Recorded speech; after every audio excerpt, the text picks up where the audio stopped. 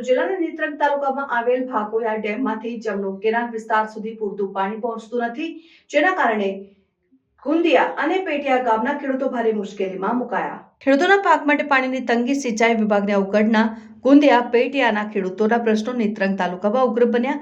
ભરૂચ જિલ્લાના નેત્રંગ તાલુકામાં આવેલ ભાકોયા ડેમમાંથી જમણો કેનાલ વિસ્તાર સુધી પૂરતું પાણી પહોંચતું નથી, જેના કારણે ગુંદિયા અને પેટિયા ગામના ખેડૂતો ભારે મુશ્કેલીમાં મુકાયા છે. સિંચાઈ માટે જરૂરી પાણી સમયસર ન મળવાને કારણે ખેડૂતોના ઘઉં, બાજરી અને મકાઈ જેવા પાક સુકાઈ ગયા છે, જેનાથી ભારે નુકસાન થયું છે. ખેડૂતોએ પ્રમુખ પુનિયાભાઈ સીતાભાઈ વસાવા સહિત અન્ય જવાબદાર અધિકારીઓ સમક્ષ વારંવાર રજૂઆતો કરી છે, પરંતુ તેમ છતાં કોઈ સમાધાન થયું નથી. ખેડૂત સુનિલભાઈ, ગિરીશભાઈ, નિરંજનભાઈ, સોમાભાઈ, ભારતભાઈ, તલુભાઈ અને ચંદુભાઈ સહિત અનેક ખેડૂતોની ખેતરમાં ઊભા પાક પર પાણી ન મળવાના કારણે તબાહી આવી ગઈ છે.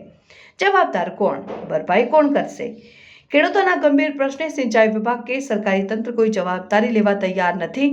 જો પાણી છોડવામાં નહીં આવે તો પાકનું નુકસાન કોણ ભરપાઈ કરશે? ખેડૂતો મંડળી કે સિંચાઈ વિભાગ ભરપાઈ આપશે કે નહીં? નવી આગેવાનીની માંગ ઉઠી. ખેડૂતોનું કહેવું છે કે જો હાલના પ્રમુખ અને અધિકારીઓ તેમના પ્રશ્નો સાંભળવા તૈયાર નથી તો નવું નેતૃત્વ આવવું જોઈએ.